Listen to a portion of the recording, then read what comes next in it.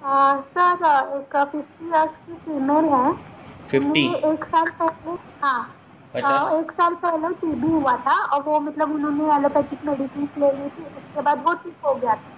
हम्म। फिर उनको मतलब बाद में ना चेस्ट में पेन होने लगा, मतलब कुछ 6 महीने से अभी चेस्ट पेन स्टार्ट हो गया। हाँ। तो उन्होंने फिर से जब चेस्ट एक्सरे करवाया तो वहाँ पे जो अपर लोब है वहाँ पे फाइब्रोसिस मिला है। ओके। और मतलब अभी के सिम्टम्स की अगर हम लोग बात करें तो चेस्ट पेन रहता है, अरुचि रहती है और उनको मतलब भय लगता है, हम्म। हमेशा डर लगा रहता है। हम्म। मतलब ये तो हम लोग कैसे मतलब क्या डायग्नोज करेंगे, उनको अरुचि क्या रहता है, कहना। भय रहता है, और और चेस्ट पूरे में सूल। पूरा में शूल रहता है। जी, और ये उसके मतलब बीच इतने ही में सिम्टम्स है, जब क्या टीबी डायग्नोज। हुआ था, उसने उसकी वो ट्रीटमेंट उसने बराबर से ली? हाँ, मतलब उस टाइम पे लिया था, मतलब एलोपैथिक लिया था उन्होंने। हाँ। तो फिर उसके बाद सब लक्षण गए थे? हाँ हाँ, फिर फिर 6 महीने बाद पेन शुरू हुआ। हम्म, हाँ, तो अभी अभी उसका वजन कितना है? उक्रुष है क्या, कैसी है? मध्यम, मध्यम है सर। मध्यम है। उसका खान पान क्या है? खान पान में तो मतलब ज्यादा तीखा तो नहीं खाती है, हम्म। ज्यादा सब्जियां वगैरह खाती है। और वैसे देखे तो डाइट उनका नॉर्मल लगा हाँ। पूछने के बाद, क्योंकि हम्म। फल सब्जियां वो सब खाती है वो। हम्म। हम्म। और तो सब और दिनचर्या भी उनका सही है, सुबह हाँ। 5 बजे उठती है और रात में जल्दी ही 10 10 या 9 बजे सो जाती है। और अब बाकी चीजें मतलब जो भी है ना, मतलब नेचर सर्विस वो सब उनका नॉर्मल लगा, तो इसमें मतलब डायग्नोसिस हम लोग क्या करेंगे इसमें। हम्म, अब उसको पहले टीबी हुआ था। उसको पहले खांसी हुई होगी, ज्वर आया होगा, फिर और उन्होंने डायग्नोस टीबी कर किया होगा, है ना? भारक्षय उस समय हुआ होगा। और फिर टीबी की ट्रीटमेंट चली। अब जो ये फेफड़े जो होते हैं वो शोणित से बनते हैं, शोणित फेन फुफ्फुसम। और ठीक है। शोणित जो है हमारा जो रक्त धातु है, उसमें कुछ भी दुष्टि आ गई, हाँ, उसमें कुछ बिगाड़ आ गया, तो शरीर की कांति हानि हो जाती है, शरीर में बहुत सी बीमारियां होती है। बोला है कि प्राण शोणितम अनुवर्तते, प्राण जो है जैसे शोणित के पीछे पीछे जाता है, इतना रक्त को महत्व है। और ऐसा शरीर में कोई अवयव नहीं है मैं हाँ कि जो शोणित से नहीं बना है ना? वृक्क है, हाँ उसमें भी शोणित है। हाँ, जो जो अवयव है उसमें शोणित आया है, हाँ, रक्त आया है। तो ये रक्त की अगर दुष्टि हो गई, रक्त का क्षय हो गया, रक्त का जो क्वालिटी है वो बिगड़ गई, तो ये बहुत सी बीमारियां होती हैं। हाँ, इसमें रक्तजन्य, इसमें अरुचि, अग्निमांद्य, ये बीमारियां आती है। हाँ, आप रक्त वृद्धि की इसमें देखोगे, इसमें भी अग्निसाध है। तो रक्त दुष्टि होने के बाद ये सब लक्षण दिखते हैं। अब शूल जो है वो वात से भी होता है और रक्त दुष्टि के कारण भी होता है, बराबर है? तो इसका जो शूल है वो रक्त दुष्टि के कारण हुआ है। दूसरी बात, जो फेफड़ों में फाइब्रोसिस हुआ है, तो फाइब्रोसिस का मतलब क्या है? जहाँ मृदुता होनी चाहिए, जहाँ इलास्टिसिटी होना चाहिए, हाँ, वहाँ काठिन्य आ गया है। तो हाँ रक्त धातु का जो वहाँ निर्माण है, देखो ऐसा ये करो कि शोणित है और उसमें अगर हमने स्ट्रॉ डालकर बुड़बुड़े हवा इसमें ये की, तो जैसा फेनिल आएगा उस तरह से फुफ्फुस की निर्मित होती है। अब ये शोणित है, ये सूख गया है और उसका जैसे अस्थि धातु है वैसे ही उसका पांचभौतिकत्व हो गया है। अब इसको क्या करना है, हमें रक्त को जो है उसको मृदुता लानी है, और वो जो कड़क काठिन्य हो गया है उसको मृदुता लानी है। अब इसके लिए हमें घृत का प्रयोग करना पड़ेगा। ऐसा घृत जो रक्त धातु को अच्छा करे, जो वात रक्त के अध्याय में आया है, और ऐसा घृत जो अग्नि संदूषण करे। तो दीपन औषध सिद्ध द्रव्य और जो रक्त पित्त में आई हुई द्रव्य है, वासा है, लाक्षा है, हाँ, ऐसा घृत जो है उसका सिद्ध करना है और उसको घृतपान चालू करना है ऐसे पेशेंट को। तो ये सब धीरे धीरे धीरे धीरे चालू होता, ठीक ठीक हो जाएगा। जैसे जैसे उसकी रक्त की क्वालिटी अच्छी होगी, रक्त धातु अच्छा होगा, वैसे उसका बल भी बढ़ेगा।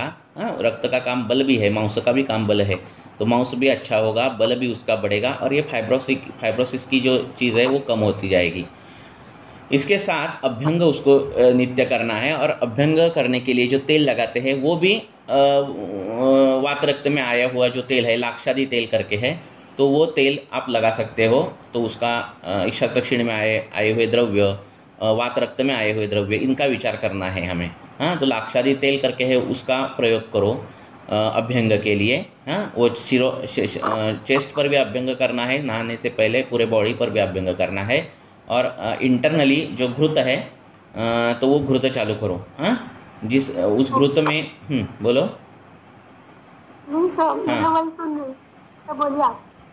क्या बोल रहे? नहीं सर, आप कंटिन्यू करिए। हाँ, तो ये जो अजा का जो दुग्ध रहता है, हाँ, तो वो दुग्ध इनके लिए बहुत अच्छा रहता है ऐसे पेशेंट को। गाय के दूध अगर ऐसा दुग्ध मिल गया तो वो चालू करो। अगर वो ऐसा नहीं मिल रहा है तो अजा मांस रसायन ऐसा मिलता है मार्केट में। तो वो जो रसायन है वो कम मात्रा में धीरे धीरे चालू कर दो, तो उनका क्या हो जाएगा, ये सब जो चीज़ें हैं वो करेक्ट होने चालू हो जाएगी। ठीक है, फिर बाद में ताप्यादि लोह ऐसे द्रव्य लेकर आप रक्त का प्रसादन बहुत अच्छी तरह से कर सकते हो। Okay sir. ठीक है, तो आपको क्या क्या करना है, क्या चीज़ें करनी है आपको? ग्रुप देना है। क्यों घृत क्यों देना है? क्योंकि वो धातु वर्धन करेगा, वो संतर्पण करेगा, वो अग्निवर्धन करेगा। ठीक है, इस ऐसे पेशेंट में धातु पाक की अवस्था भी आई रहती है। तो वो कम करेगा। फिर उस घृत में अग्निवर्धन करने वाली द्रव्य और वात रक्त में आई हुई, रक्त पित्त में आई हुई जो द्रव्य है, रक्त पर जाने वाली, वो द्रव्य आपको देनी है।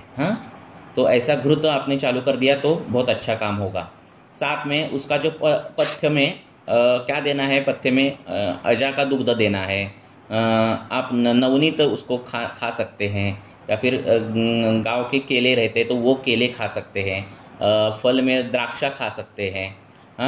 गन्ने का जूस है वो झट से मीन्स ज़्यादा देर तक बाहर बिना रखे ऐसे ही गन्ने का रस पी सकते हैं। तो ये सब पथ्यकर जो मूग है, ये सब चालू करो उसको।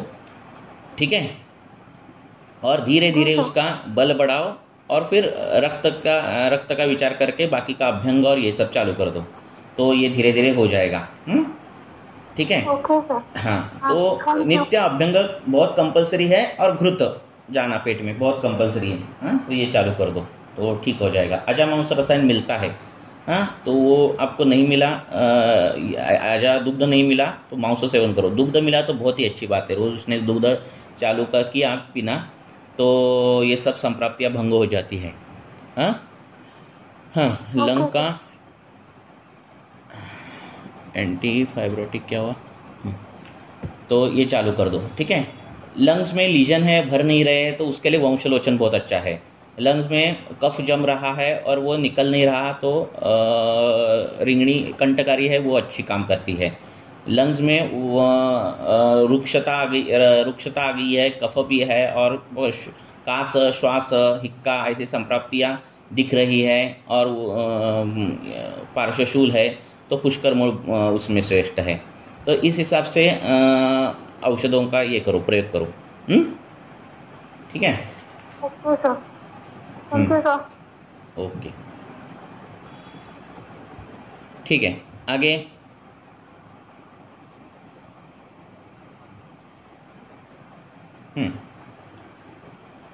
आगे कौन पूछने वाला है, पूछो। सर, बोलो। 20 साल की लड़की है, BMS फर्स्ट ईयर करती है वो, और हॉस्टल में ही रहती है। अन्नपान सेवन सब कुछ हॉस्टल का है, और उसे पित्त का बहुत ही ज्यादा त्रास है, और वात का भी। अभी शरद ऋतु आया ना, तो फिर 2 दिन में ही शरद ऋतु स्टार्ट होने के बाद उसका पित्त बहुत बढ़ गया, आंखों में जलन, थोड़ा सा बैठा तो। और पिछले ऋतु में उसे वात के भी बहुत प्रॉब्लम थे, मल विसर्जन नहीं होता था, और दिनचर्या तो उसकी अच्छी है, सुबह 3 बजे उठती है, थोड़ा सा व्यायाम भी करती है, और फिर पढ़ाई में बैठ जाती है। तंत्रधावन मतलब वो BMS स्टूडेंट है ना, तो सब कुछ ऐसे रेगुलेट करती है, फिर भी उसका वात और पित्त हमेशा बिगड़े हुए रहते हैं। और तो, फिर अभी वो रोज मालिश भी करती है। फिर अभी वात कर तो गया ना वर्षा ऋतु, तो मालिश करती थी, फिर भी उसका बहुत दर्द होता था, शूल था, होल बॉडी पेन था, मालिश करने के बाद भी नहीं जाता था। अभी शरद ऋतु आया तो पित्त बहुत ज्यादा बढ़ गए और जागरण भी नहीं है हेतु। फिर उसने रक्त मोक्षण किया था एक बार अभी शरद ऋतु होने से पहले, तो रक्त मोक्षण करने के बाद फिर 2 दिन में उसे चक्कर आ गया। वातानुबंधी है तो रक्त मोक्षण ऐसे नहीं करना है। रक्त मोक्षण में बोला है कि स्नेहन करते करते रक्त मोक्षण करना है। मीन्स क्या करो, एक तो अभ्यंग करो, दूसरे दिन रक्त मोक्षण करो, नहीं तो घृतपान करो और फिर रक्त मोक्षण करो, ऐसे करो। क्योंकि वातानुबंधी है ना, और वात प्रकोप हो जाएगा। फिर वात प्रकोप होने के बाद वातज विकार, कंप, ऐसे विकारों की लिस्ट है, ज़्यादा रक्त मोक्षण करने के बाद होने वाले विकार। तो ये सब हो जाते हैं, तो ऐसे रक्त मोक्षण नहीं करना है। पहले घृतपान करना है, फिर बाद में रक्त मोक्षण करना है। अब शरीर में तीक्ष्णता, उष्णता ये बहुत बढ़ रहा है। और इसके हाईएस्ट स्टेज कहाँ पर आती है कि तीक्ष्ण उष्ण गुण, द्रव गुण बढ़ गया, इसके हाईएस्ट स्टेज आती है विसर्प में। और विसर्प में अग्नि विसर्प, तो इसमें अग्नि विसर्प में बाहर से शतधौत घृत लगाओ, नहीं तो ठंडा पानी लगाओ, नहीं तो यष्टि का क्वाथ है या फिर गन्ने का जूस है, ऐसे ये सब द्रव्य आए हैं। तो उसको अभी क्या करो, इसका आहार विहार देखो, कहीं तो गलती हो रही है कि देखो, और विरेचन उसको करवाओ। रक्त मोक्षण से अच्छा विरेचन करवाओ। रक्त मोक्षण कब करना है, रक्त दुष्टि है, शाखागत रक्त गए हैं, दोष गया है, तब रक्त मोक्षण आता है। ऐसे अगर पित्त दुष्टि है, पित्त प्रकोप उसका इतना बढ़ गया है, अग्नि उसका ज़्यादा है ना, हाँ, तो उसका पित्त वृद्धि है। पित्त वृद्धि में अग्नि वर्धन है, अग्नि ज़्यादा बढ़ता है। रक्त वृद्धि में अग्नि कम होता है। तो इसको विरेचन करना है, और विरेचन के लिए जो घृत है वो दुर्वा घृत या फिर ऐसा महातिक्त घृत अग्नि विसर्प में आया है, तो वो घृत उसको चालू करो और विरेचन पहले करवाओ। फिर उसका अच्छा, बहुत अच्छा विरेचन हो जाएगा। और फिर ये जो हीट का प्रॉब्लम है वो सर उसका बल ही नहीं, लेकिन बल अच्छा नहीं है, हीन बल है। तो इसीलिए तो हीन बल है, तो आपको रक्त मोक्षण नहीं करना है ना। हीन बल है तो रक्त मोक्षण नहीं करना है, आपको विरेचन कर सकते हैं। ये विरेचन के थोड़ी 5, 6, 7 वेग आ गए तो भी इनफ है। देखो, हम विरेचन करते हैं, शोधन करते हैं, इसके पहले हम क्या करते हैं, स्नेहन करते हैं, स्वेदन करते हैं, अभ्यंतर स्नेहपान करते हैं। ये किसके लिए है, ये बल हानि नहीं होनी चाहिए, इसके लिए है। ठीक है, आगे वाला जो शोधन है इससे पूरे दोष चले जाने वाले हैं, इससे बल हानि होगी, और इसीलिए प्रायर टू इसके लिए हम ये सब करते हैं। तो वो अल्प बल है, तो आप ये बल जो है वो रिलेटिव संज्ञा है। ठीक है ना, उसका बल कम है, उससे भी कम बलवान लोग हैं ना दुनिया में, बराबर है ना। तो आप जो शोधन दे रहे हो इतना बड़े पैमाने पर मत दो। ठीक है, स्नेहन, स्वेदन और अभ्यंतर स्नेहपान, उसके बाद उसको विरेचन एक 5-6 वेग आनी चाहिए, इतना उसको ये दो। अब बल क्यों कम है, क्योंकि धातु पाक की अवस्था आती है उसकी, अग्नि ज़्यादा है, खाना कम है, ऐसा होता है।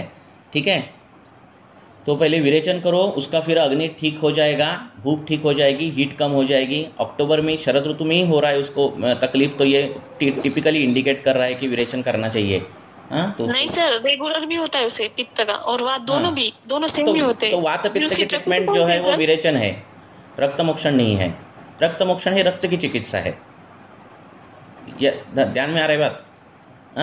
सर उसे अजीर्ण क्यों होता है, उसकी पित्त प्रकृति है तो उसका अग्नि तीक्ष्ण होगा ना। रक्त दुष्टि में अग्नि खराब हो जाता है।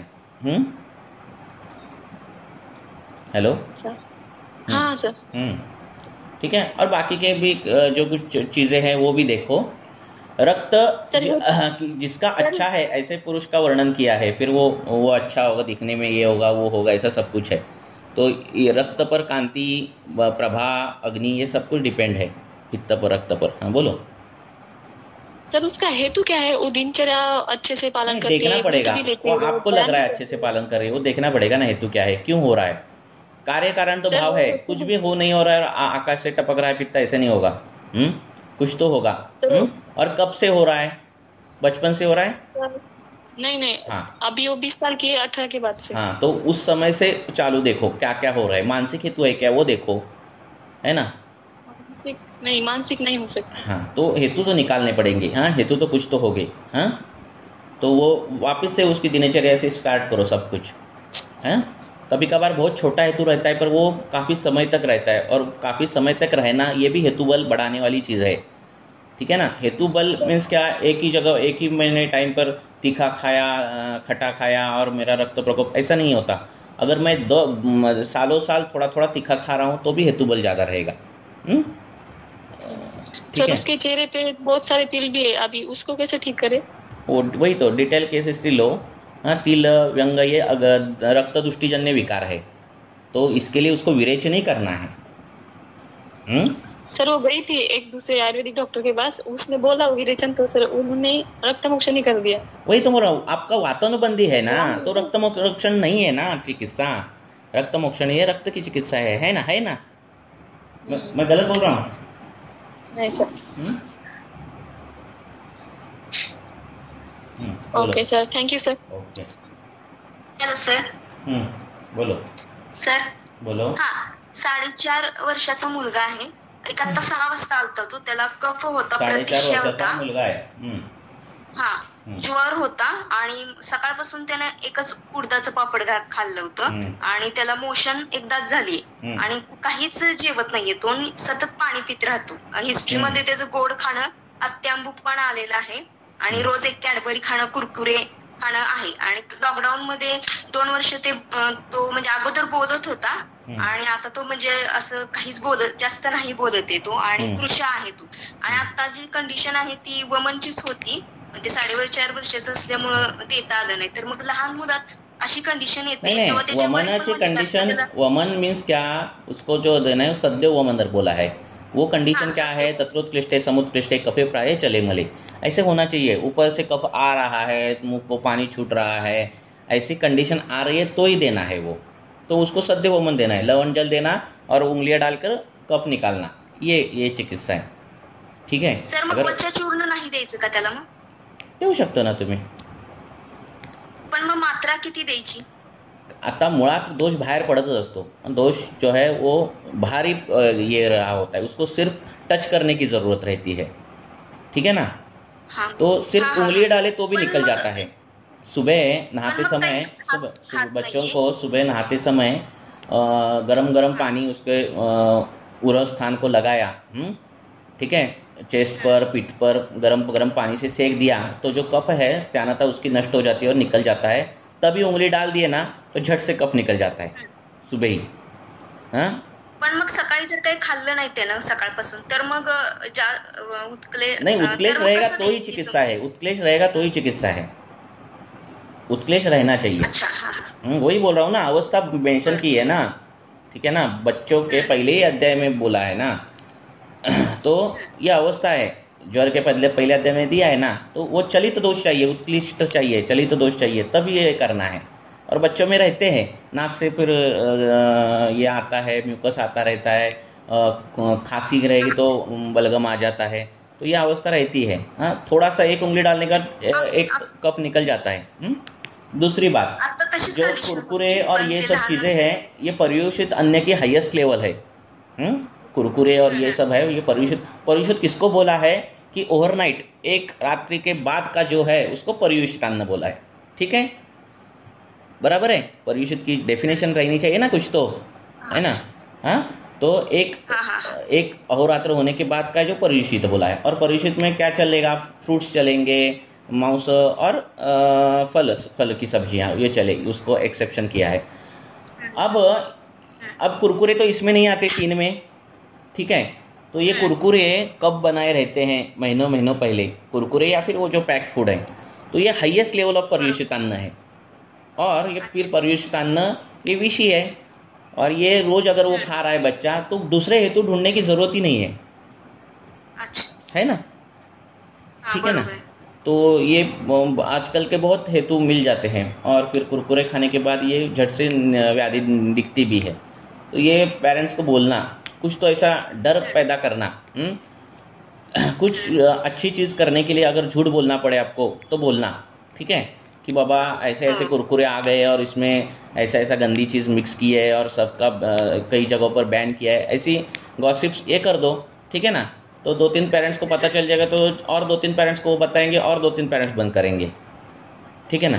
बरोबर आहे. 5 रुपए के सर कुरकुरे मला में त्याला 1 रुपए का पैकिंग और बाकी 4 रुपए में वो प्रोडक्ट, एक उसमें वो खिलौना, ये सब कैसे उसको मैनेज होता होगा? सोचो क्या हेल्थ होगा उसमें, बरोबर है ना? हो. बोला. त्याला सर मग लवंजल देऊ द्यात का? अशी अवस्था असेल तर काही गरज नाही पडत. शक्यतो बोट घालून काढलं तरी पण कफ पडतो. आंघोळीच्या वेळी शेकलं नाही, पहिली शेकायची छाती, पाठ छाती शेकायची. उरस्थानात कफ खूप जमलेला असतो. पाठ छाती शेकली की तो एकदम पातळ होतो. पातळ झाला की बोट घालायचं आणि एका बोटात पडलं पाहिजे. जर तो उत्कृष्ट असेल तर एका बोटात पडणार, नंतर बोट घालायची गरज नाही. असं त्या लहान मुलाला पण सवय लागते की कफ झाला की सकाळी उलटी काढून काढायचा एकदाच. ठीक है. फिर आगे की जो संप्राप्तियाँ होती नहीं ज्वर की बच्चों में, ये ऐसा कफ निकालने के बाद फिर जरूरत पत्ती, अग्निमांद्य, जरूरत पत्ती, ये सब कुछ होता ही नहीं आगे. फ्रेश हो जाता है वो. ठीक. हाँ ठीक है सर. बोलो नेक्स्ट. हां बोला. डायरेक्ट अनम्यूट करा आणि विचारा. हेलो सर नमस्ते. हाँ नमस्ते, बोला. सर मैं लखनऊ से बोल रहा था, डॉक्टर प्रदीप. बोलो. सर मेरा केस है 25 साल का. हाँ थोड़ा आवाज़ आ नहीं रहा. हाँ जी जी सर. हाँ. तो ये थी डायग्नोस. क्या मैंने है? केस को लिखा भी था ग्रुप में. हेलो. IgA nephropathy. जी सर. हाँ हेलो. बोलो ना. हाँ जी सर सुनाई दे रहा. हाँ आवाज़ ज़रा तो सर बढ़ाओ. एक क्या डायग्नोस हुआ है उसको? है मेरा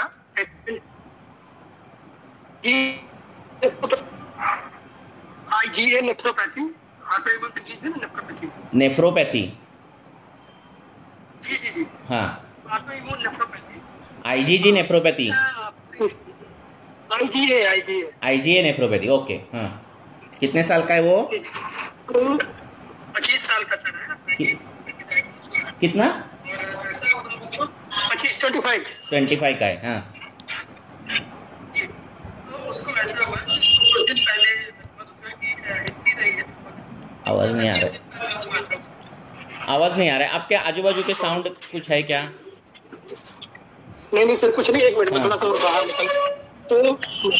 तो उसको सर उसको कुछ दिन के लिए ज्वर की हिस्ट्री है उसकी, और उसके बाद उसका एक्सीडेंट हो गया था. ये पहले का बोल रहे हैं क्या? हिस्ट्री बोल रहे हैं आप? हाँ सर मैं उसकी हिस्ट्री बता रहा हूँ. हाँ बताओ. एक्चुअली वो लड़का मध्य प्रदेश का है. आवाज़ नहीं आ रहा है आपको. हाँ आपका आवाज़ सर मैं नहीं थोड़ी आ देर बात करती. हाँ बाद में फ़ोन को बाद में बताओ कुछ. हाँ पूछो, कोई और क्वेश्चन पूछो. हाँ पूछो किसी के और किसी का कुछ क्वेश्चन. ये नेफ्रोपैथी हो, न्यूरोपैथी हो, हाँ कोई भी पैथी हो, ठीक है. अभी ये पेशेंट बाद में पूछेंगे. हमें क्या देखना है, दोषों की कौन सी अवस्थाएं हैं, दोषों के कौन से लक्षण हैं, फिर हेतु क्या क्या हुए हैं, हेतु दोषों को मैच होते हैं क्या, और कौन से स्थान पे व्याधि है, उस स्थान का धातु महत्व का क्या है. अब जैसे वृक्क में व्याधि है तो शोणित मेद प्रसादेन वृक्क है ना, तो शोणित रक्त मेद प्रसादात वृक्क, तो रक्त और मेद का विचार करना है. ठीक है. तो उस स्थान के जो धातु है उनका विचार करो. और इस हिसाब से कोई भी अनुक्त व्याधि हमारे सिद्धांत में बिठाओ. पूछो नेक्स्ट. सर नहीं आपका आवाज़ ही नहीं क्लियर आ रहा है. जी सर आप टाइप करके भेजो क्वेश्चन. हाँ पूछो किसी दूसरा कोई हो, पूछो क्वेश्चन. सर डायबिटीज में जब पुराना होने के बाद में जो पैर में मूंगे आना या न्यूराइटिस जैसा होता है, उसमें कैसे ट्रीटमेंट का ये करें? हाँ मूंगे आना, सुक्ति आना, है ना. हाँ सर. ऐसे बहुत से लक्षण है. तो कुष्ठ में एक योग आया है सुक्तिनाशक, कुष्ठ का अध्याय, उसमें ब्राह्मी है, निशोत्तर बड़े मात्रा में है, और बाकी के भी चीज़ें हैं, निम्ब है. हाँ तो वो योग देने के बाद ये सब लक्षण सुक्ति के जो है वो चले जाते हैं. हाँ तो वो योग उसका प्रयोग करो. ठीक है। कुष्ठ में बोल रहे हैं क्या सर? हाँ, कुष्ठ में। ओके। कई डायबिटिक के पेशेंट, ये हमारे कैसा होता है, कभी कभार पेशेंट आता है बोलता है खुजली ऐसे ऐसे स्किन का प्रॉब्लम आया था, खुजली आई थी, खुजली जा नहीं रही थी, फिर शुगर चेक की और फिर शुगर निकली और डायबिटीज़ की गोलियां चालू हुई, ऐसे आते हैं। तो हमारा डायग्नोसिस प्रमेय नहीं होना चाहिए, हमारा डायग्नोसिस जो है वो कुष्ठ होना चाहिए।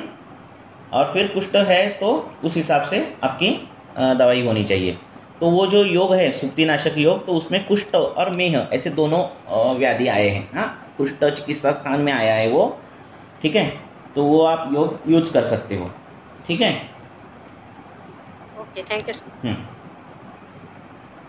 और सर ये जो सुक्ति लक्षण आता है सर, वो वात के कारण भी आता है और कफ के कारण भी आता है और रक्त के कारण भी आता है, तो सर डिफरेंशिएट कैसे करेंगे सर? नहीं, कैसा है, अब बाकी के चीज़ें भी देखना है, कौन से एज में हुआ है, कौन से ऋतु में बढ़ता है, क्या लगाने के बाद कम होता है ना, ये मायने रखता है कि क्योंकि अंदर हम कैसे देखें कौन सा दोष है। तो अंदर हम नहीं देख सकते, तो हमें बाहर से ये करना पड़ेगा। हेतु कौन से है, उम्र कौन सी है, ऋतु कौन से ऋतु में बढ़ता है, उपशय अनुपशय देखना है। तेल लगाओ कम हो रहा है, वात। ठंडे पानी में पैर डालो कम हो रहा है, पित्त रक्त, ठीक है। ज़्यादा चलने के बाद बढ़ता है, वातज, ठीक है। शरद ऋतु आ गया, सुक्ति बढ़ गया, सुक्ति, ये सब लक्षण रहेंगे, रक्तज। तो इस हिसाब से आपकी जो चीज़ें हैं, आपकी जो इंटरनल, इसलिए बोल रहा हूँ ये बहुत सिंपल है। आपको क्या देखना है, लक्षण के अनुसार दोष देखने हैं। और हर एक अध्याय में आप कोई भी अध्याय देखो, सब कुछ बोलने के बाद उन्होंने बोला है, मूल बख्शा ने पांडु भी ले लो, कोई भी ले लो, उन्होंने क्या बोला बाद में, मिट्टी जिस दोष बढ़ाएगी उस दोष की चिकित्सा करो। किसी भी अध्याय में जाओ, एक ऐसी लाइन आएगी, अरे जो दोष के लक्षण दिख रहे हैं उस दोष के अनुसार चिकित्सा करो। इसका मतलब क्या है, यहाँ इसका मतलब क्या है, हमें कोई भी व्याधि हो इसमें बिठानी है, दोष धातु मलय के सिद्धांत में बिठानी है, ठीक है। ठीक है सर। हाँ। सर कुछ पेशेंट्स होते हैं वो ऐसा बोलते हैं कि जब वो सारा दिन चलते रहते हैं तो उन्हें कोई भी जॉइंट पेन नहीं होता है, पर जैसे ही वो बैठते हैं तो बहुत ज्यादा उनको जॉइंट पेन होता है। तो ये आवृत्तवात के लक्षण है। ये कफावृत्तवात के लक्षण है। जब बैठोगे, बैठने पर कौन सा गुण बढ़ता है, मंद गुण बढ़ता है, स्थिर गुण बढ़ता है। ये दोनों गुण किसके हैं? ये दोनों गुण कफ के हैं, है ना। हाँ, तो बैठने के बाद फिर थोड़ी देर स्तंभ आ जाता है, फिर स्तंभ आने के बाद फिर जिससे चलेंगे वैसे वो क्लियर हो जाता है ना। तो ये कफावृत्तवात है। ट्रीटमेंट हमें करनी है किसकी? कफ की करनी है, वात की नहीं। वो पेशेंट बोला कि मुझे साइटिका है, ये है, पेन है, वो है, ये है, हमें वात के लक्षण वो बोला, पर कब होते हैं, ऐसा ऐसा होने की बात है। हमें ट्रीटमेंट क्या करनी है? कफ की करनी है। हमें कफघ्न औषध, शोधन, लेखनीय औषध ये देनी है। कब तक देनी है? जब तक स्तंभ कम होता नहीं। एक बार स्तंभ कम हो गया तो फिर वो सब लक्षण चले जाते हैं, ठीक है। ठीक है सर, थैंक यू। ओके, हाँ, पूछो। हेलो सर, साइनसाइटिस की पेशेंट है, लेडीज 40 प्लस की है, लेकिन उसने एंटीबायोटिक्स वगैरह बहुत लिया है, तो उसके वजह से पूरा शुष्कता हो गया है इनकी नासा प्रदेश में। तो ऐसे में अगर तो फिर धूम्रपान करा है और नस्य करने का है तो सिर्फ भ्रूण नस्य करे क्या? नासा प्रदेश में अभी शुष्कता है। हाँ, क्योंकि उसने बहुत इनकी कोरोना फेज में उसने बहुत सारा इनकी एलोपैथी का दवाई लिया है। तो अभी उसको इनकी हेडेक भी रहता है, लेकिन स्त्राव बिल्कुल नहीं है। तो अगर नस्य को अगर शुरू करना है, अगर नस्य चालू करना है तो आपको तेल का नस्य करना पड़ेगा, जिसमें की दवाई जो है वो रक्त शामक, पित्त शामक दवाई होगी। तो यष्टि सिद्ध तेल या फिर चंदन तेल, ऐसा जो तेल है वो देना पड़ेगा आपको, ठीक है। तो उससे वो पाकावस्था, शुष्कता, दाह, रुक्षता ये सब है वो चली जाएगा। ओके। हाँ, घृत करोगे तो क्या होगा? घृत का क्या होता है? घृत तो कफवर्धक है। आप जिस स्थान पे करने वाले हो वो कफ का स्थान है, तो ये सब शुष्कता विष्कता जाएगी, पर फिर वापस कफ वृद्धि हो जाएगी और फिर पहले की जैसे स्टेज वो वापस आ जाएगी, ठीक है ना। मेरे को कंफ्यूजन ही रहा कि मैं बोली क्योंकि आप बोलो वातज प्रतिशय में घृत का नस्य आया है क्या? आप देखो वो चरक देखो तो उसमें अणु तेल का नस्य आया है, उसमें निरोबस्ती आई है ना? तो हमें क्या करना है, इस ये करना है, तेल का ही नस्य करना है। आप तेल लगाकर, जो मैंने बोला है वो तेल लगाकर, चरक पित्त शामक दवाइयों से सिद्ध हुआ तेल लगाकर आप स्वेदन भी कर सकते हो नासा प्रदेश पे। तो इससे वो डोज कितना रहेगा चंदन तेल अगर यूज करते हैं? क्योंकि वो स्ट्रॉन्ग रहेगा। नहीं, चंदन से सिद्ध किया हुआ तेल 2 पहले बूंद डालकर देखो, फिर धीरे धीरे मात्रा उसको बढ़ाओ। पाठादि तेल करके एक आया है पित्तज प्रतिशय में, तो उसके भी दारवी और ये सब है, तो उसके भी रिजल्ट अच्छे हैं, तो वो आप वो भी यूज कर सकते हो। साथ में चिंता, व्ययाय, व्यायाम और अतिभाषण, ये सब चीजें जो है वो उसको बंद करने बोलो। हाँ सर, उसमें अतिभाषण ये लिखता है लक्ष्मण। अतिभाषण तो उससे वो बढ़ जाता है, तो ये सब बंद करने बोलो उसको। ओके।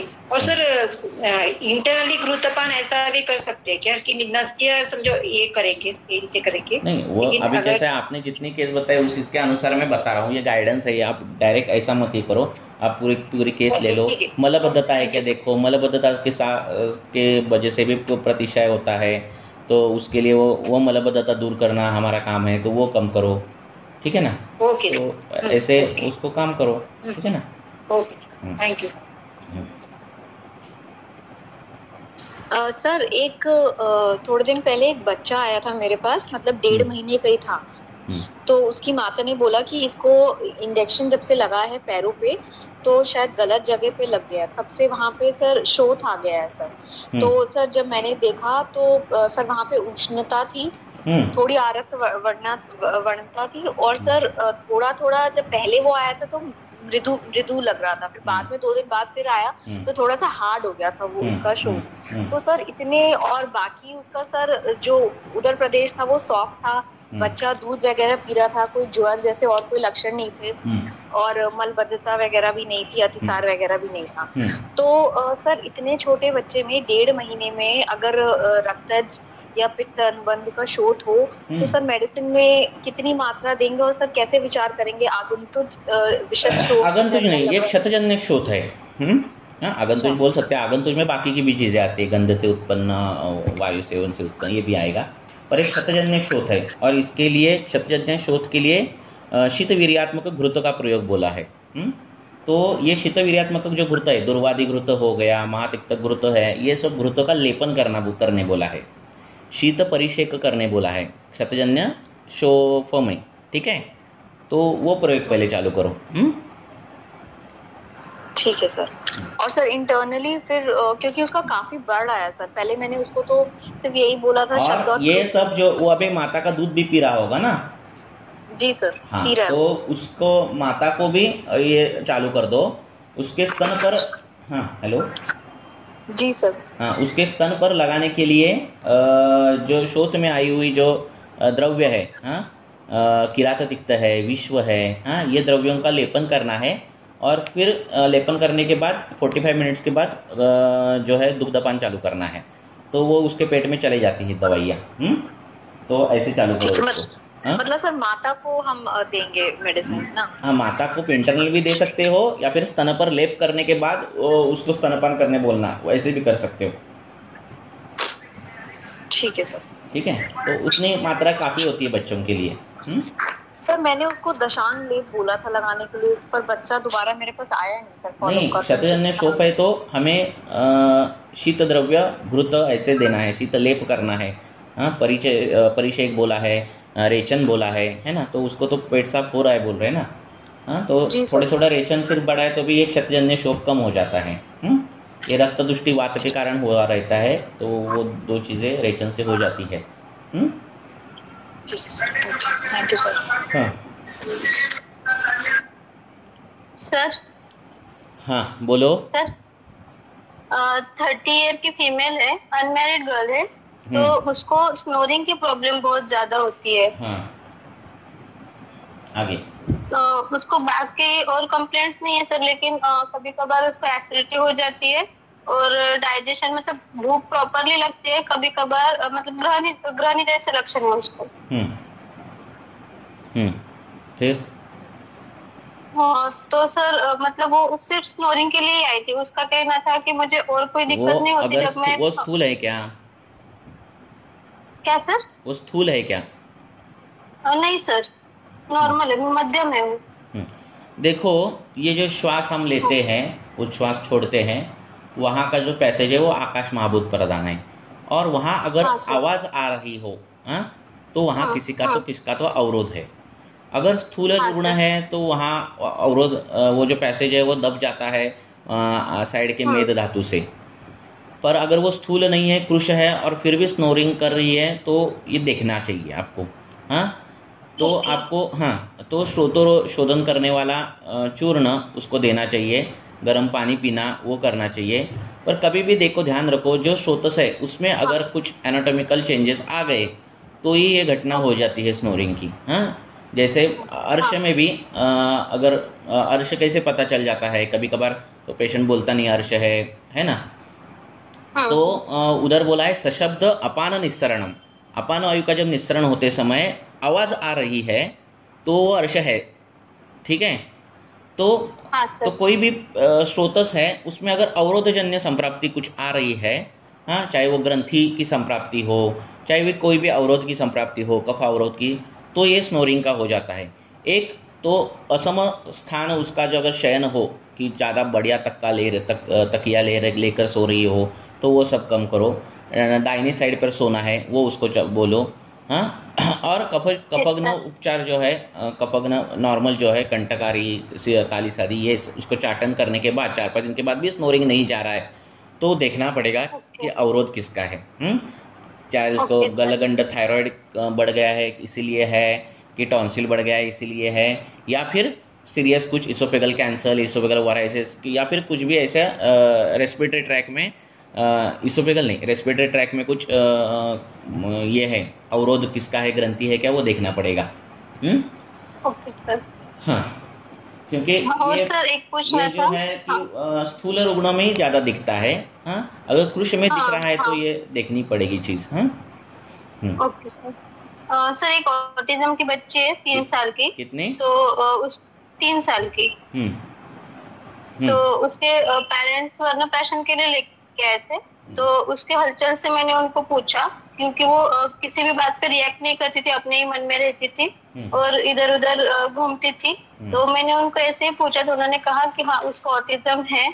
तो उन्होंने पूछा था कि आयुर्वेद में कुछ हो सकता है क्या, तो मैंने कहा हाँ हो सकता है। तो सर उसमें अभी तो जो अपने सारस्वता रिश्ते वगैरह है वो शुरू किया है। सारस्वता रिश्ते करने से अच्छा, हाँ बोलो। हाँ, तो वो पढ़ाई में अच्छी है सर, मतलब वो जब काम पढ़ाई में मन लगाती है तो पूरा करती है, लेकिन अगर उससे पास कोई चीज छीन लो तो वो बहुत ज्यादा चिल्लाती है, बहुत ज्यादा रोती है, ऐसा उनका कहना है। ठीक है। और बाकी मतलब उसका बिहेवियर एज नॉर्मल बच्चों से बहुत अलग है सर, मतलब वो किसी भी बात पे अपने रिएक्ट नहीं करती, वो खुद के मन में ही रहती है, मतलब वो सोमग्न है। ठीक है। तो बच्चों की मेधा बढ़ानी हो, अग्नि कैसा है वो देखो। ऐसा अगर अग्नि अच्छा हो, अग्नि उसका बढ़ाना हो, या फिर स्मरण शक्ति बढ़ानी हो, तो उत्तर स्थान में सारस्वत घृत करके आया है, तो वो कंपनी का भी मिल जाता है, तो वो आप चालू कर सकते हो। मेमोरी पावर अच्छी है, पर झट से उसको रिएक्ट करने में नहीं आ रहा है, झट से उसको ये हो रहा है, तो वचा ये जो द्रव्य है ये चॉइस ऑफ मेडिसिन है। ये तीक्ष्ण उष्ण है, और ये बुद्धि पर कफ का आवरण जो है वो नष्ट करता है। तो वो आप वचा चालू कर सकते हो। उसका जो बोलने का जो मोटर सेंस है वो अगर कम हो रहा है, तो वचा का एक योग भी आया है अष्टांग में। उसमें वचा विश्व कोष्ठ विष्ट है, तो उसको घृत के साथ उसको चाटन करने के बाद वाणी अच्छी हो जाती है, और झट से बोलना कि मुझे समझ गया और मैं अभी रिएक्ट हूँ, ये जो सब चीज़ें वो उससे अच्छी हो जाती है, वो उसको चालू कर दो। ठीक है। Okay sir.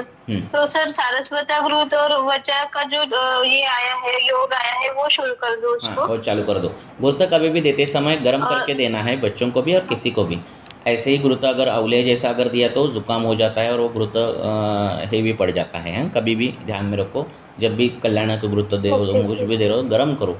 हाँ, और घृत देने के बाद गर्म पानी पीने बोलना। हाँ, और गर्म पानी उसके बाद पीना है, ये ध्यान में रखना है। और सर जो वो ब्राह्मी और आमलकी का जो लेप लगाते हैं, शिरोलेप, ब्राह्मी दे सकते हैं। ब्राह्मी मंद कर दे। ब्राह्मी क्या है? ब्राह्मी मंद गुण की है, गुरु गुण की है, ठीक है। हमें क्या कर, अभी आप बोल रहे कि उसको बुद्धि अच्छी है, सब कुछ अच्छे पर रिएक्ट नहीं कर पा रही है, तो ये आवरणात्मक संप्राप्ति है। तो इसमें जो काम करने वाली द्रव्य है वो वचा है, ज्योतिष्मती है, निर्गुंडी है, ये है। हाँ, पर वाणी और बुद्धि ये जो है तो वो वचा से अच्छा हो जाता है। हाँ, तो वचा कम मात्रा में रेगुलर 4 टन उसको चालू कर दो। Okay sir, thank you.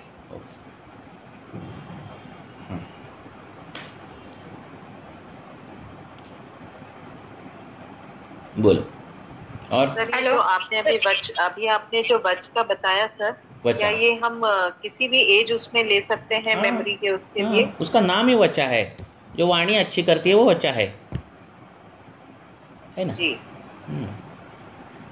ठीक है सर। वो स्नोरिंग का जो बोले थे, तो वैसा एक छोटा बच्चा एक लेके आए थे, 7 मंथ्स का था, उसमें स्नोरिंग था, तो उसमें क्या कर सकते? वही स्नोरिंग क्यों हो रहा है? आकाश जो वहाँ का है, वहाँ कुछ तो पृथ्वी महाभूत का आ गया है बीच में। हमें क्या करना है? श्रोतोशोधन करना है। हाँ, तो बच्चे में तो कफ से हो सकता है स्नोरिंग, है ना, तो वो करो। कभी कभार पोजीशन सोने की थोड़ी चेंज कर ली। हाँ, जो तकिया है उसकी लेवल जो है वो अपना जो शोल्डर है उतना तक ही तकिया आना चाहिए। हाँ, ताकि वो जो रेस्पिरेटरी ट्रैक है वो पूरा ऐसा एक लाइन में आता है। तो अगर वो गलत हो गया ना तो भी स्नोरिंग हो जाता है, तो वो करो। और वाम पार्श्व संवेशित, वाम पार्श्व में सोना बोला है ना, तो वाम पार्श्व में सोने बोलना है किसी भी पेशेंट को। तो उससे 7 मंथ का बच्चा है। हाँ, वो सोते जितना हम उसको वाम पार्श्व में ये करोगे वो बाद में ये करेगा ही। हाँ, फिर भी जितना कर सके उतना वाम पार्श्व में ये करना है। Okay sir. हाँ, आगे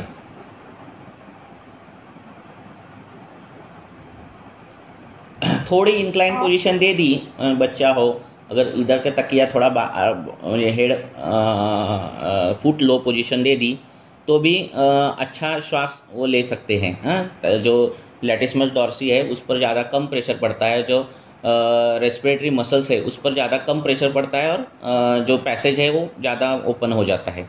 तो ऐसा करोगे तो भी ये कई चीज़ें वो सॉल्व हो जाती है। हाँ, ओके सर।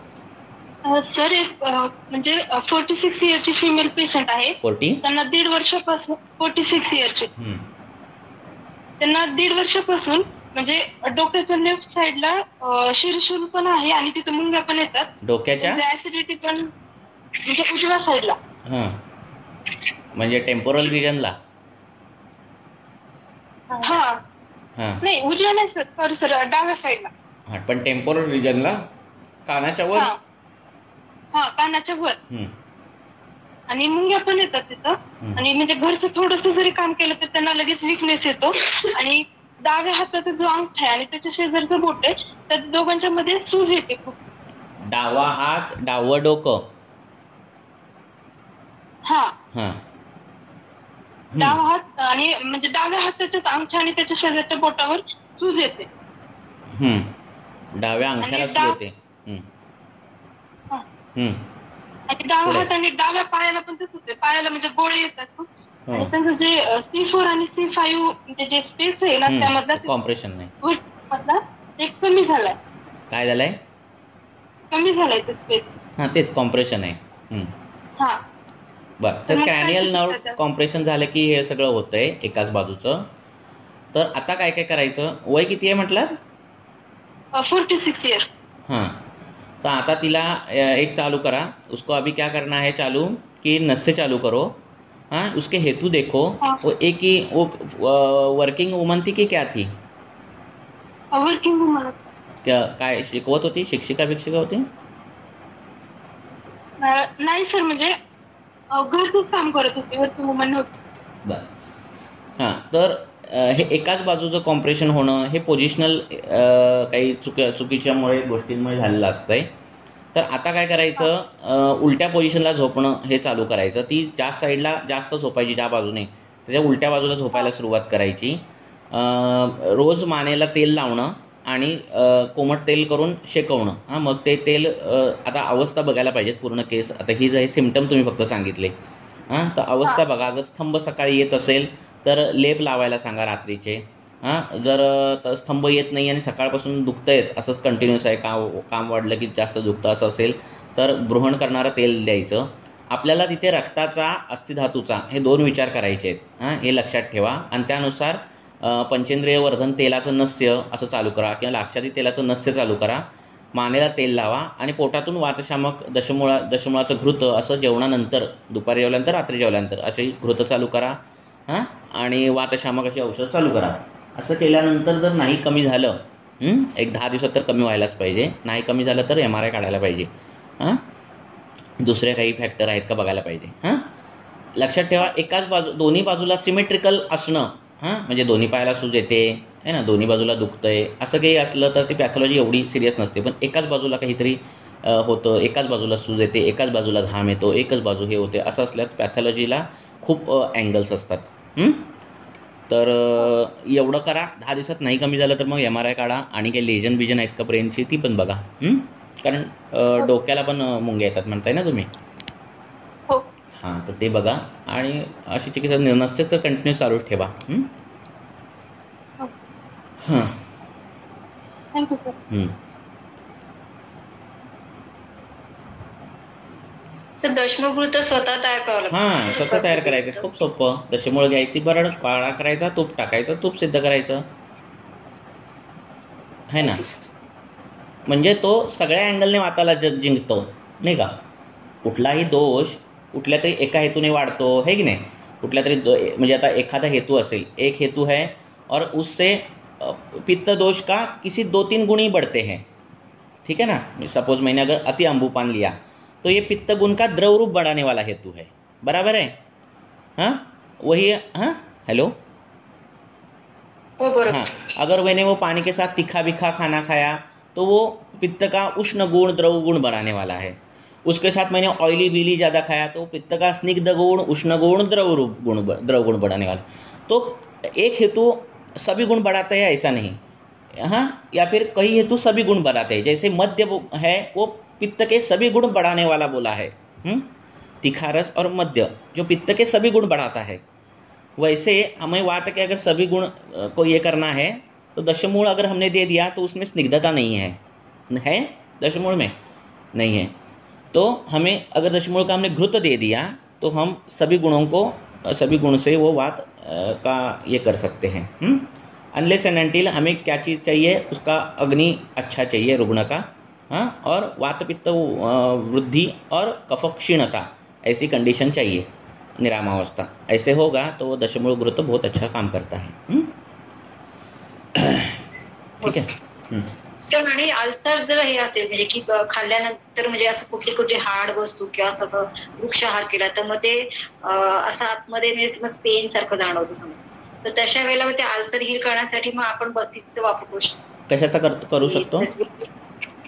बस्तीचा आपण म्हणजे बस्तीद्वारे म्हणजे कुठे जेवताना खाते समय तकलीफ हो रही है तब नाही, खाते समय नाही, खाऊन झाल्यानंतर म्हणजे खाल्ल्यानंतर जेव्हा पचन तेव्हा त्रास. कुठे म्हणजे पोटात दुखतं काय म्हणताय? म्हणजे असं जाणवत होते की हार्ड वस्तू एखादी खाण्यात आली म्हणजे की आपण जी सेवन करतो त्या स्वरूपामध्ये ती वृक्ष आहे. तर मग ती इंटरनल लाइनिंग कुठेतरी डॅमेज असल्यासारखं म्हणजे की ते जाणवतं म्हणजे की पेन असल्यासारखं किंवा म्हणजे तर मग जे ते अल्सर असल्यासारखं आहे. नाही, अल्सर असं नाही. आपण उदर बघायचं आहे की नाही. कधी दुखतं, जेवला दुखतं का, जेवायच्या आधी दुखतं का, जेवल्यानंतर दुखतं का, हे आपण बघायचं आहे लक्षात. आणि त्यानुसार द्यायची ट्रीटमेंट नाही का. नंतरच आहे.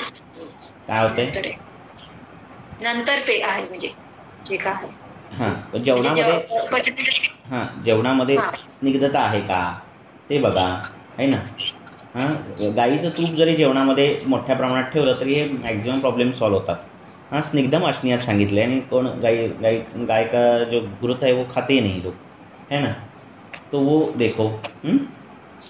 ओके, ठीक है ना.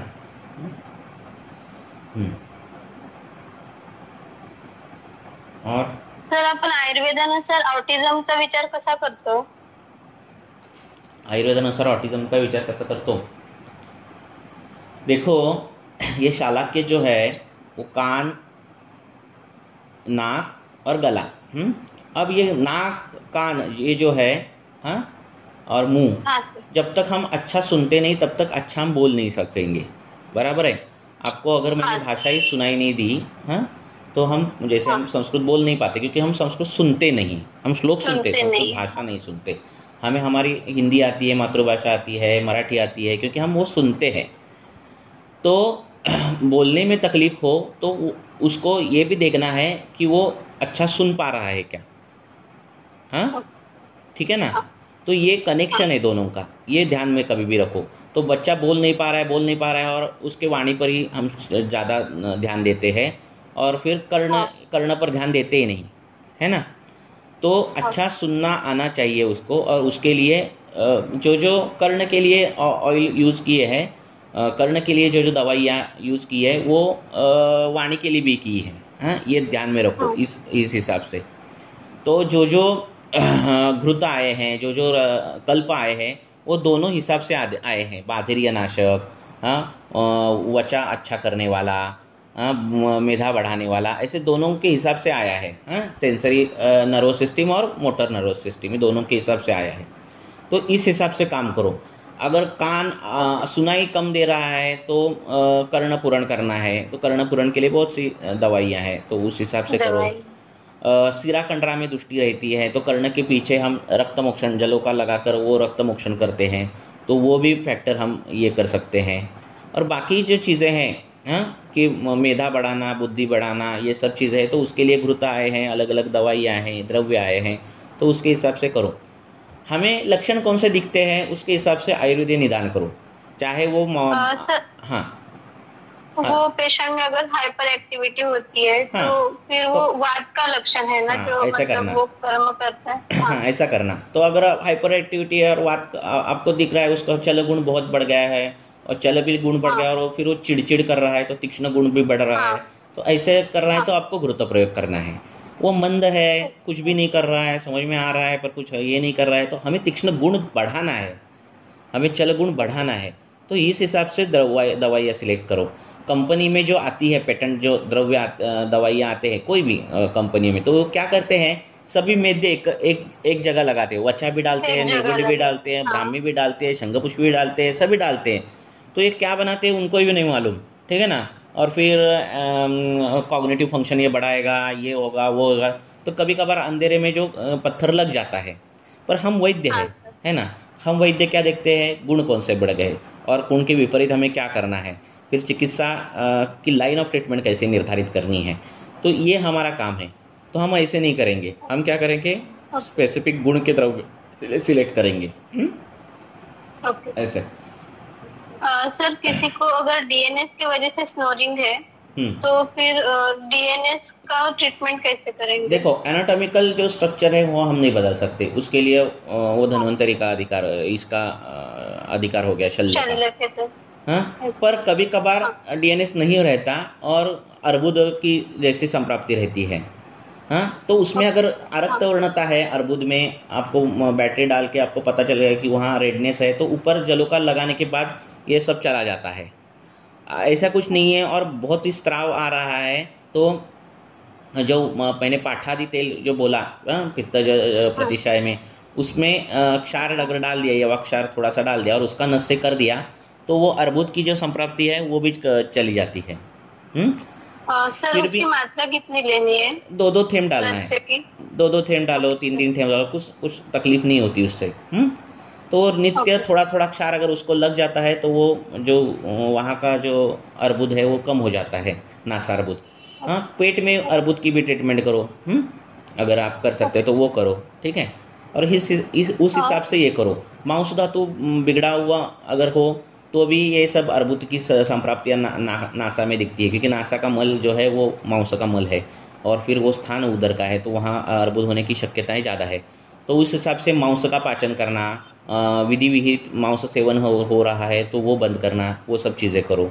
हाँ, पनीर का सेवन, दीवा साफ करना, ये सब चीज़ें मांस धातु खराब करने वाली है, तो वो बंद करो। हाँ, ऐसे सब करने के बाद ये सब ठीक हो जाता है। फिर भी DNAC दिखा रहा है तो हम कुछ नहीं कर सकते।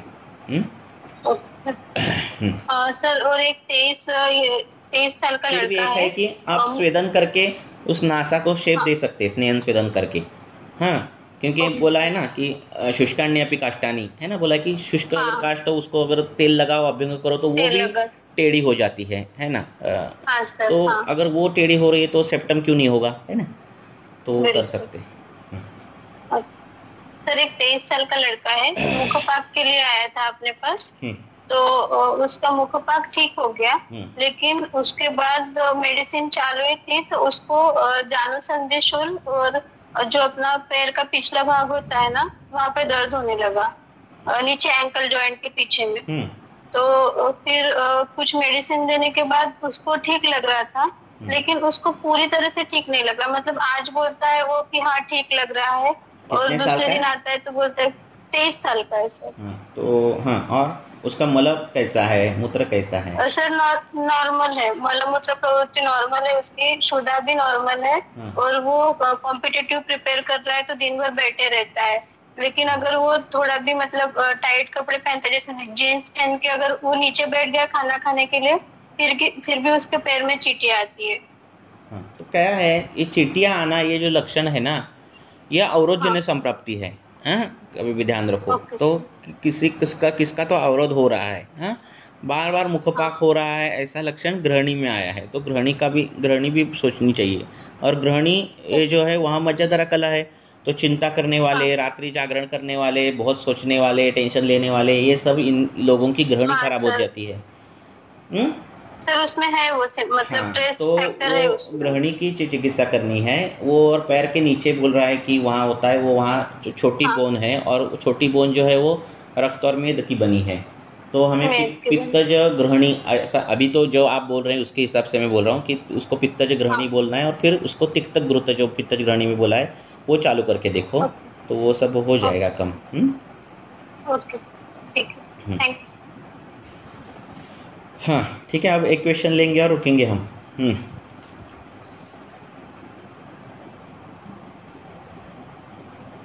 सर, बल्ला तक की एलर्जी हो जाए तो क्या करेंगे? कोथिंबीर जो रहता है वो उसका एंटीडोट है। ओके, तो स्वरस उसका स्वरस आप लगा सकते हो। और वत्सन आपका टंकण है। तो आप ये कर सकते हो भल्ला तक का। वो उष्ण है तो आप कोई भी शीत जो द्रव्य है, गाय का दूध भी वो कम कर देता है।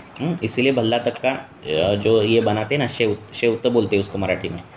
तो भल्ला तक को जलाते और वो जो थेम गिरते वो दूध में इकट्ठा करते, और ऐसे दूध पीने वाले लोग पहले हुआ करते थे। तो वो बहुत अग्नि बढ़ाने वाली चीज़ है। ठीक है। अच्छा, अग्नि मस्त बढ़ाती है वो, अग्निमंद दूर करने वाली चीज़ है। साक्षात अग्नि है वो भल्ला तक, है ना। ठीक है। Yes sir. और सर 48 इयर्स मेल पेशंट आहे। एक लास्ट क्वेश्चन है। 48 सर, त्यांना मागच्या 17-18 वर्षापासून डायबिटीज आहे। 48 मेल। आणि मागच्या 2-3 वर्षापूर्वी त्यांचं पेसमेकर एंजियोप्लास्टी झालेली। आणि त्यांना उजवा शोल्डर मध्ये स्टिफनेस आहे आणि ते हात वर घेऊ शकत नाहीत उजवा। मग ते कसं काय होत असेल आणि काय चिकित्सा? उसका देखो ना, वो कहाँ तो उसका उदावर्त हुआ रहेगा, फिर उदावर्त के कारण अग्निदुष्टि हुई है, अग्निदुष्टि के कारण रसधातु अच्छा परिपक्व नहीं हुआ है, रसधातु परिपक्व नहीं हुआ है, इसलिए रसधातु वो आम ये अपरिपक्व ये रक्त में चले जाते हैं, फिर शुगर डायग्नोस होती है, यही अपरिपक्व रस धातु फिर हृदय की सिरा कंडरा इसमें सब वहाँ जाता है, फिर वहाँ अवरोध होता है, फिर ब्लॉकेज निकलते हैं, फिर प्लास्टी हो जाती है, फिर वो तो हृदय की होगी, पूरे शरीर में और कहाँ कहाँ तो अवरोध हुआ रहता है ना। फिर स्कंद ये यहाँ भी सिरा कंडरा है, वहाँ भी दृष्टि हुई रहती है, और फिर ऐसी संप्राप्ति बढ़ती है। तो मूल कारण जो है उसकी चिकित्सा होनी चाहिए। हाँ, उदावर्त है ऐसा कुछ है तो आपको बस्ती चालू करनी चाहिए, है ना। तो बस्ती चालू करने के बाद वात का जो ट्रिगर है वो कम हो जाता है और ये सब संप्राप्तियाँ ठीक हो जाती है, ठीक है ना। तो ये चालू करो। उसको आयुर्वेद पद्धति तरीके से ये केस ले लो। अभी आप केस जो बता रहे हो वो मॉडर्न के तरीके से बता रहे हो कि उसको ये हुआ वो हुआ। आयुर्वेद के तरीके से अगर आपने केस हिस्ट्री ले ली तो एग्जैक्ट मैं बता सकता हूँ, या फिर एग्जैक्ट हम बता सकते हैं कि कैसे संप्राप्ति हुई है। पेशेंट के हेतु पूरे तरीके से लेना, फिर हेतुओं के बाद क्या क्या हुआ है वो देखना, और हमें संप्राप्ति का जो ट्रैक है, फ्लो चार्ट है, वो आना ही चाहिए। हमको ऐसा हो रहा है कि नहीं किससे हुआ है मुझे भी नहीं पता, तो ये नहीं होना चाहिए। हाँ, व्याधि क्या है उसके ऊपर नहीं चिकित्सा है, व्याधि कैसे हुई उसके ऊपर चिकित्सा है हमारी। तो हेतु विपरीत चिकित्सा है, तो हेतु ढूंढने चाहिए, संप्राप्ति का फ्लो चार्ट हमारे दिमाग में बैठना चाहिए, और फिर ही हम संप्राप्ति भंग कर सकेंगे। व्याधि को चिकित्सा करने में हमारा कुछ ये नहीं है ना, ठीक है ना। तो डिटेल आयुर्वेद के तरीके से डिटेल केस हिस्ट्री लेते जाओ, फिर कितनी भी अनुक्त व्याधि हो, कितनी भी कठिन परिस्थिति हो, हम कुछ तो उसमें से निकाल सकेंगे क्या देना है, ठीक है। रुकेंगे अभी। Okay sir, thank you. Okay.